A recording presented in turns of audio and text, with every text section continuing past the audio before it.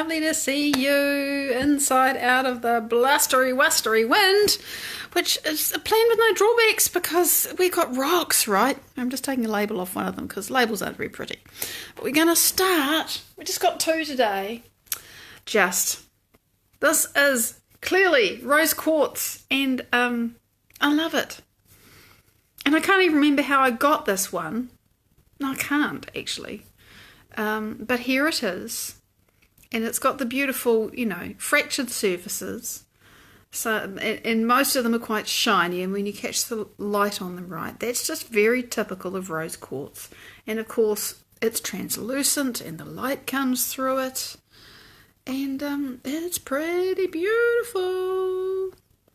And I'm enjoying this because, today we're talking about fear and anger and scary stuff that won't go away. And I just thought, oh, this is very appropriate. It's basically triangular. And that's probably quite normal because of, the way a stone fractures is to do with its chemical structure, right? Morning, Mike. Lovely to see you. 2 hours late, but we're still here.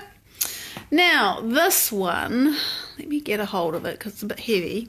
This one is from the Brandberg in South Africa, and it is a lot of calcite, and there are green phrenite crystals in there. Not so many of them, but they are there. And there is tourmaline as well, it's the black stuff. It's very sparkly and beautiful, and I'm just trying to, there's some phrenite. I hope the green comes through on the camera. It looks almost the same as the white to me. But I know that that's just how I'm seeing it on my screen, and what you're seeing on your screen is going to be very different to what I see. But you can see the characteristic rhomboid kind of shapes of the calcite crystals. They got lovely shiny facets, and they're diamond shaped, right? That's a rhomboid. And they're just clustered all over the place and being beautiful. And this is one from my friend Jenny Paulo's collection because, she has fabulous rocks. Good morning, Abigail. It's been ages. I saw your post where you've been cooking up a storm. I thought, well, that looks delicious. So it's lovely to have you with us. And I'm just enjoying sharing this with you. So, calcite, mostly calcite with a few phrenite crystals and lovely sparkly black tourmaline as well. And I enjoy that. And just in case you're wondering, that's the back. It has been cut off, right? That's a cut surface. This is a natural surface. Maybe it's, sandstone. I think it's a bit hard to be sandstone. I don't know what sort of stone it is, but it has its own beauty. All right, and you can see where the saw cut that part. So, here we go. Those are our rocks for today. Inside out of the blustery wind. And I'll put the sticky back on because I don't want to lose it. So, today, what I want to talk about, and it came out of a fabulous question that one of you asked me, and as you know, because I'm sure you've seen it, I enjoyed unpacking the answer to this question, and to be brief, it was a question relating to one of Dr. Joe Dispenza's meditations, and in the context of that, well, there's a number of them. They're based the same kind of format, but focused on different things. And the question was about going into this massive big space that we go into, where you really open your focus, right? And I can't possibly do that with you in 20 minutes. I can't explain everything that you actually need to understand to know what that conversation's about. But trust me, when you get into this work, you learn to open your focus and you become everything. You just become everything. You get so big that there's nothing else except your awareness. And once you do that, you can call things, you are just thought, you're only awareness, there's no body, there's no senses, there's nothing left except your awareness. And when you're in that space, you can create. Short version. And, the original thought was, I can answer this question in live. And by the time I finished unpacking it, which I wanted to do a really good job of, because, I thought if Joe was looking over my shoulder, I'd want him to give me at least an 8 out of 10, okay? So I did my best because I'm interested and I don't get to answer questions like that very long. And I got to the end of it and I wrote, hell, how do I turn that into live? Of course, I don't. I just pick one thing. So out of all of that, what I picked to talk about is this whole thing of being able to shut off your brain so much that something like a phobia over which you have no control, at least while you're in that state, doesn't exist. And now I'm going to tell you how it is that I'm actually doing this right now.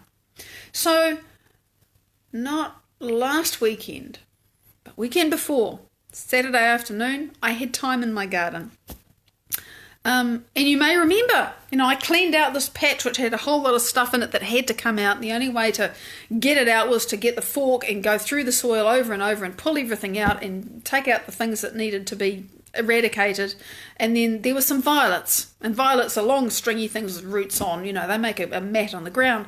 But I had to put them somewhere else. And I put them in the back garden under the golden elderberries, which you will remember seeing.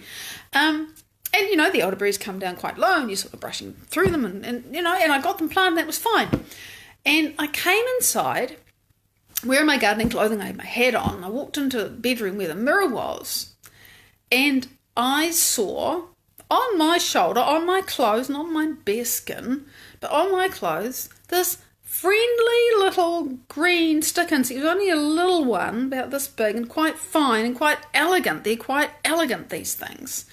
And it was on my shoulder, sort of waving its legs as they do, because, they're seeking something to climb on. And for an instant, I nearly recognised it as a friendly stick insect. But then, a hard-wired, automatic, uncontrollable, unstoppable reaction took over, a survival reaction. And this has been a reaction that I've had to large leggy insects of any sort for a long time. I don't want to kill them. I don't want to kill them. I just got to get them off me now. And so I brush at it madly, and I kind of jump up and down on the spot to get, to shift the energy and adrenaline shot, the whole thing. It scared me. And as soon as it's over, I look to find the thing and I hope it's okay, and it's fine. That's the thing about brushing something off. Now, it was missing a leg, but stick insects quite often lose a leg, and I couldn't find a leg on my clothes or anywhere else, so I thought, oh God, I hope I didn't rip its leg off. But, now I actually managed to pick it up. That's not something I would have been able to do a while ago. I've been sort of picking away at this for a while because I don't like how I have been reacting to these things. And it, for you, it might be small spaces, elevators or aeroplanes or supermarkets or whatever it is. It's the same survival response. I'm dying, I have to run away or fight or freeze. And so there it was. And so I actually picked it up and took it outside, with my fingers, not with tools or a piece of cardboard or anything else. I picked it up and took it outside. And I was proud of myself for that. But I just thought, oh my goodness, this is a truly hardwired response. Once it went off, it was automatic. Now I need to explain that. A hardwired response is something like walking or talking or using cutlery or riding a bike. Once you've learned it, you don't think about it. It's hardwired into the habitual part of the brain, which is the cerebellum, little brain. Literally what that means is the oldest part of the brain. And we memorize stuff, and when it's memorized, it's in there. To start with, when you're learning something, it's in the walnut, the cerebral cortex, thinking, conscious part of the brain. But when you get it so that it's down and you don't have to think about it, it's in the cerebellum. And the thing about the cerebellum is if you think, oh, I'm on my bike, I'm off to... You just push off and it runs, right? It's a program. You push the go button and off you go. You're riding your bike. You don't have to think about exactly using your feet the right way and managing the balance and steering the things like you did when you first started to learn. It's hardwired. And another example of a hardwired response, reaction, memory. In New Zealand, we just recently had a very small community outbreak of the COVID virus. And what happened was that when people were investigating how it happened, because it happened in a hotel and the hotel was doing everything right, how the hell did the virus get transmitted? And they finally found that it must have been when a toilet was flushed. And, you do get stuff that comes up in the air when a toilet is flushed. Enough said. So the instruction came out, hey, folks, it's a good idea to just shut the lid before you flush the toilet. And I thought, well, fair enough, that's not going to, hurt me. There's no COVID in Wellington, it's not a big deal. But I thought, let's change a habit, right? for about the first 3 or 4 days. And I had this idea, and it's not that I'm afraid of COVID, right? Before anybody starts thinking that. It's just, this is a sensible, easy thing to do. Get over it. So, first 3 or 4 days, I have it in my mind to do this differently. I do my thing, I stand up, I push the button. I think, oh, I meant to put the... It's hardwired. That's just what I do. The first thing I had to do was start recognising when the hardwired reaction went off. And it's just hardwired. Didn't think about it. I had to start becoming aware enough to interrupt it. Right? So, this experience, so that's hardwired reaction. The experience with the stick insect, exactly the same. Hardwired, large leggy insect, get it off me now! You know, except more. So I just thought, oh, this has to change. So what I did was I made the decision, I'm going to take this into my meditation time. And before I do my main meditation, almost always, I do a short meditation called Go Love 20. It's 15 minutes. And you spend it generating heart coherence. You're breathing in and out of your heart. And the first time, you know, the next day after this happened, what I did was I decided I'm going to breathe in and out of my heart, and I'm going to send love to this insect. Why not? You know, this thing that I'm terrified of, irrationally. Rationally, I like them. I look at them. They're amazing. They're beautiful. Irrationally, automatically, I'm terrified. Real conflict. You know, intellectually, I'm good. Habitually, I'm not. And I can't bridge the gap. Right? I can't, with my conscious mind, make a choice that's going to change that thing. And I watched it in action. Kaboom! There I was in terror again. This is just not going to work. No. So, there I was in Go Love 20, sending love to this insect. Jocelyn, it's you made it, yay! And, you know, it was just, I mean, it was intense. I was afraid. I was hyperventilating. Not consistently, but, you know, and then, you know, pause, tears, the whole 99 yards for the whole 15 minutes. And I carried on working with it in the main meditation, right? This is big stuff. It's trauma. I don't know how I got like this. I don't care. I'm not analysing it, but the stuff is starting to come loose. Now, the point being that as I work in through the meditation, and I don't know if it's possible to do this quickly. I think you actually have to learn this skill. And just about anybody has the ability to learn the skill. The only reason you wouldn't have the ability to do it is if you have no ability, like if you have dementia and you can't pay attention. That would be about it. If you have the ability to pay attention, you can learn to do this. In the meditation, going from that really intensely terrified state, choosing to send love to this thing that has triggered that thing, and all the emotion was there, right? It was just so real. My body was very ready to be in that state, kicking and screaming. But because I have learned how to slow my brainwaves down, sooner or later it calms down, I get deep. The analytical part of my thinking brain, which can't control this habitual thing, goes away anyway. It turns off. And that's what the whole going into space is about. You get really coherent, which means the brain is no longer screaming at itself and arguing, and now it's all talking nicely. And then it just goes to sleep. It turns off. It just stops being a thing. You stop thinking and start sensing. And when you're sensing, you're in the emotional brain, which is how you get to program the habitual brain differently. And I did this for 4 days solid, and every day it was different, and every day it was easier. And I could take a while, too long, to tell you all of the things that happened. It was powerful. But what I can say is that yesterday, I was sending healing to somebody else in Go Love 20. Because I thought, I don't really want to go poking at the insect stuff because I had a lot of other things come up. I did it 4 days, and I'll come back to it. Because I want this to change. But to show you how far I've come, sending love and healing to somebody else in Go Love 20, because that's what you get to do. And there's a little green stick insect sitting on my shoulder, and it's sending it with me, and it's glowing, and it's happy, and it's my friend. And I feel like that's true. It's real to me that I feel this way about that little stick insect. And in the 4 days that I was working with it, I wasn't just working with the little green insect. There's the bigger green insect, which is a bit ugly and wartier. And then there's the big brown one, which when I was a young person, and I remember this, and this is an original shock. although it shouldn't have been, but it was. Walking into a room in the house where I grew up, and there's this huge brown stick insect on the light switch, and it was just, and it really was no more than that, but somehow my brain interpreted that as a problem. So, I've had that one in the meditation and scented love, and I haven't really, I'm still making friends with that one. And then there's the New Zealand wetters, which are really big and ugly. Actually, they're beautiful. But, a lot of Kiwis are scared of weta because they're just so big.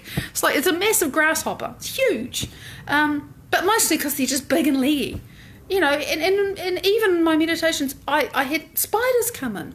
I think spiders are gorgeous, just as long as they're not on me, So I've been working with this insect thing, and I used to think, oh, well, I'm just not comfortable with them. But having had that absolute reaction the other day, I thought, yeah, this is a phobia. It really is. It's a phobia. No terribly traumatic reason why. It's just there. My brain did the pattern recognition thing and said it's got long legs and it's a certain size, and therefore it fits the pattern recognition for a threat that must be dealt with violently and now. And to overcome that, pattern recognition happens here in the temporal lobes. It's where associative memories are stored. So to overcome that, to get beyond that, to the place where I can imagine myself holding this thing in my hand and stroking it and having it walk up my shoulders and on my neck and on my face, and I'm happy about it, just mentally rehearsing it and being okay with it. To do that and not have my body go into survival, which I felt it trying to do, I had to shut my brain down enough so those associative centres wouldn't even go off, because there's no blood flow to them, there's no attention there, there's nothing going on there, so they don't fire. And so the old memory and the old hardwired program that says this is dangerous and you're going to die doesn't go off either. And so in this place where my brain is quiet and coherent enough that I can actually imagine playing with these insects and being covered with them and sending light, and it's all glowing and it's beautiful and we're all healing together. That's amazing that I can just imagine that, because the first few times I started just imagining it, my body wanted to react, but I was deep enough that it couldn't. And that's the thing, this is the thing, that when you learn to slow your brain down enough, not just that it becomes coherent, but that it actually just shuts off, then you can make permanent changes. And I know I'm going to get another opportunity to find out how this works for me. I'm going to get feedback from the environment. Sooner or later there's going to be another leggy insect that's on my, climbing up my leg or something. And I'm going to see how I'll react. I'm going to keep working with it. I'm going to keep working with it until there is no reaction at all. Until I can feel just delighted about the idea of all of these wonderful creatures, being able to feel connected to them and in love with them instead of afraid with them. That's what I'm creating, but I can only do it when I've got my conscious mind out of the way, so the associative centres are not going to fire up the habitual part of my brain to keep me in the old habitual reactions. And that's my theory, and I think it's probably not too far from the neuroscientific fact of how this works and why it works and how you can reprogram yourself, but you've got to be able to slow your brain down. And it does take work and it does take time, and it's totally freaking worth it. Because the piece that I haven't explained to you is how all of this particular piece is part of a much larger thing that is unraveling, if you like, energy that's been stuck in my body for a long time, about just not feeling safe here at all. And it's not even about feeling like an alien. I just don't feel safe. So it's all hooked up together. Well, I'm glad that it just worked out, Abigail. Things always do. They always do. Even when we're losing the plot and we're scared, they always work out. And that in itself helps me not to lose the plot and be so scared. because I know it always works out for me.